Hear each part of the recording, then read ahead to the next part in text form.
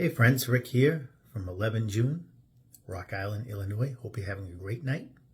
Hope you had a good day. Tonight I want to talk a little bit about something that you see a lot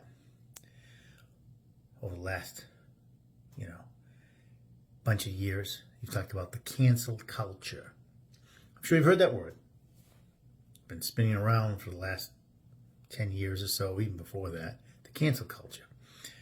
And essentially what that is, well, I think we all know, the left wing trying to cancel our culture. Icons of a culture they feel that is against their way of thinking, that they feel are racist or whatever, or their version, everything goes against their agenda. We saw it big time during the riots of 2020, that they don't like to call riots, but that's what it was for about 5 months. Ripping down statues, destroying icons, and terrible things. Spray painting stuff and just going vandalism. And we've seen it with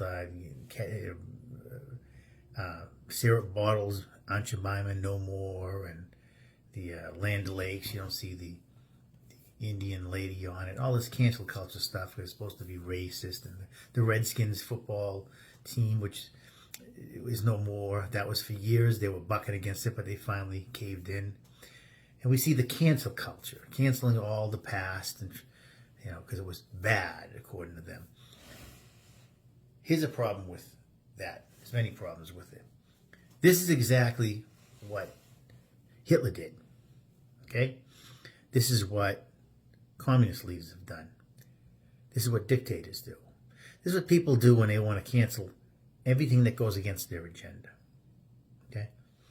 Having a syrup bottle with a lady had nothing to do, had nothing to do with Aunt Jemima, had nothing to do with making fun of the lady.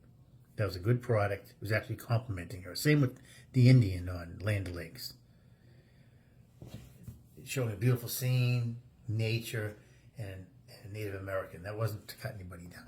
Oh, some people have the wrong, it's a matter of perception. Says who? Only one's perception? Only one side counts and the other doesn't? This is the problem. The left seems to think everything has to go their way. They talk about freedoms and expressing opinions and being open, but they're not. Only their opinion. And that's the problem. You see that in everything, in the way they act, the way they talk, the phrases they make. See, when you want to cancel something, you use a common phrase and a common enemy. That's how you do things. Hitler, of course, was the Jews. Now, there were other people. He didn't like the gypsies. He didn't like anybody except for his master race. But the Jews were the big common enemy. He tried to rally people around, and he did so with false truths, half-truths, and things to make everybody hate that particular race of people. We're seeing that today in a little different way. Today, what the left is doing is basically saying that everybody who goes against our way of thinking is a racist, hating bigot. And that's the worst thing you can be called in today's society. And to be a racist, hating bigot is terrible. Don't get me wrong. But most of the time, that's not the case. They just use that when you go against their agenda. They automatically tab you as that. I know I've been tabbed as that, care less. But a lot of people, friends I know, we all could care less.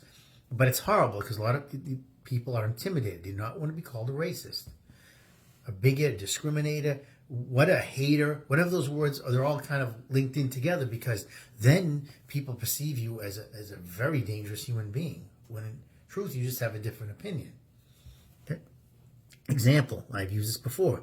The whole George Floyd thing. When that came out, George Floyd's death had nothing to do with Donald Trump. Yet, the left used that, which was a ploy from the start anyways, I've talked about in another video, to basically have momentum to get rid of Trump, to cause so much turmoil in this country and so much unrest. We already had the COVID, that people like Whoopi Goldberg, oh, we need a change on television. Look at all this unrest and all this unhappiness and all this violence. We need to get rid of Trump. That's what people believe that. George Floyd's death, right, wrong, or indifferent, had nothing to do with Donald Trump or anybody who voted for Trump. But the left turned into that. They turned it into a black versus white thing regionally. And in their mind, because I saw this happen in New York City, you saw it in the news in places like Atlanta and stuff. Everybody who voted for or wanted to support Donald Trump was a racist hater, and that they were the enemies of George Floyd, and therefore they had to be attacked. We saw that in Atlanta and different places. Men who had, people who had a Trump hat on wanted to get attacked because of George Floyd. That had nothing to do but the cancel culture. They wanted to cancel out a way of thinking, the right-wing way of thinking, Donald Trump. And so they used the George Floyd, death as a catapult to essentially cancel out a certain group of people and push them aside and call them haters and racist. Vote for Trump, that means you're a racist and you hate George Floyd, you hate this one, you hate that one. That had nothing to do with that. Nothing. But they turned it into that. Joe Biden, just before that came out, had made the comment to everybody, you're not a real black man if you vote for Trump. I mentioned this before. That's a racist comment. Okay? You're tabbing everything. You're calling everybody, you're putting everybody into a category. You are not equal if you vote for this person. That's a horrible statement to make. It's a total discrimination statement. Yet it was allowed because it supports the left wing. If you disagree, I mentioned this the other day, you disagree with Pride Month, that means you hate gays and you're a discriminating hater. No, it doesn't.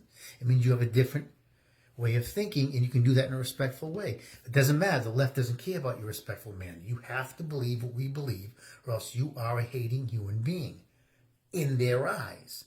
And you can go that with anything. Abortion, it means you hate women. Anything. I could turn around and say, hey, look, you're not a Christian, that means you're a moron or an idiot or you're a hater too. We don't do that as Christians. Now, a couple of people, of course, there's always going to be people on either side of the fence that are just off the wall. You're never going to change that. And just as bad in the left, they always point about the right, but they have just as much bigotry, hate, and discrimination. They don't want to point that out. But yes, as a Christian person, I would never say that. You don't want to be a Christian person, you want to be an atheist, you want to be whatever you are, well, that's your right. We can disagree, but that's your right. But they don't see it that way. You don't agree with our concepts, our ways of thinking, you therefore are XX, whatever it is, and it always comes down to some sort of hate or bigotry, racism, whatever, because they know that's going to stir all kinds of emotions amongst people, and that's the worst thing you can be called in today's world. The worst in today's country, our country, is a racist, a bigot, hater, the worst. To be tabbed as that is the destruction of your life, and they know that. So that's how they use the cancel cultures. They justify canceling out things and canceling people out, all right? Phrases and, syrup bottles and things like, Uncle Ben's rice. All that stuff is changing names in sports teams because it's a cancel culture.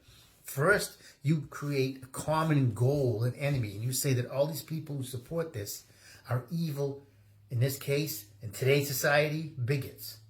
And then from there you go on and you push your agenda. And many people who don't have independent thought, which is a good majority of people in this country, will just use the North and South and listen to everything they see on television and agree with it. It's sad. And we're seeing that. We're seeing our culture and our history destroyed. There's so many good things about our history. They only look at the bad. There's so many. Every country has good and bad. But there's so many good things. They want to cancel that out because it doesn't fit their Marxist agenda, which is very different than what the Founding Fathers wanted, and they know it. So therefore, they push an agenda and they have a plan. And that plan has been implemented for a while, and it's doing a good job. It's doing very good for them, unfortunately. There are a lot of people that do not agree, but the people in power do, many of them, and they have the authority, and they're doing a lot of damage to this country. And I pray for our nation because we need it. We definitely need it. This is a very different nation than what I grew up in. It's not freer. It's not kinder. It's not gentler. No way. No way. So that's Rick here from tonight. Comments about the cancel culture. Not angry, not mad. I'm just very concerned about the direction that it's taking. God love you and have a great, great night.